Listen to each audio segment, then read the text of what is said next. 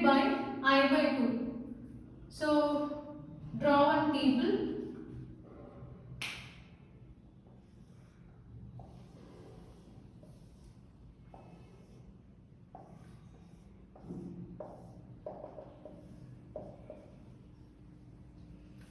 So these are iterations and this is value of I. So here we'll take iterations and I value. Okay, for the first iteration, here initially I value is 2 power n. So write it as 2 power n. Next, so during second iteration, I value is divided by 2. So this can be written as 2 power n by 2. Because previous I value is 2 power n. So divide I by 2, which gives you 2 power n by 2.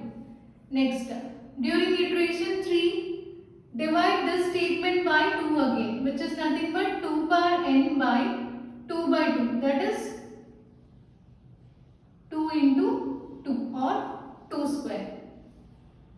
During fourth iteration, take the previous result and divide by 2, which can be written as 2 power n by 2 into 2 into 2. That is 2 cube. And so on.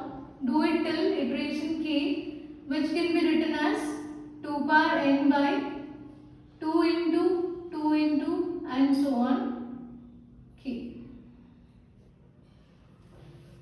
Okay, so let us write like this here. For the first iteration it is 2 power n, second, third iteration, fourth iteration, so on k. For the second iteration it can be written as, so 2 power n by 2, how to denote that? Can we write it as 2 power n minus 1? Yes. So this can be written as 2 power n minus 1.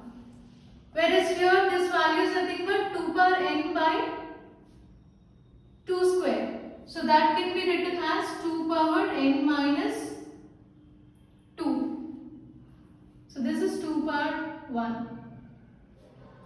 And here it is 2 power n by 2 cube, which can be written as 2 power n minus 3. And so on. Here it will be 2 power n minus k. So this is how the values will be iterated and the final result will be represented as 2 power n minus k. And now this loop should run until I value is greater than or equal to 1. So here we can take this as 2 power n minus k greater than or equal to 1. Okay, so here k equal to I equal to 2 power n minus k, which is greater than or equal to 1. So I wrote it like this, and now this can be written as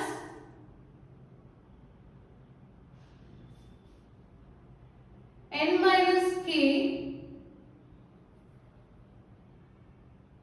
This can be written as log 1 to the base 2 n minus k. So log 1 to the base 2 is nothing but 0. So n minus k is greater than or equal to 0.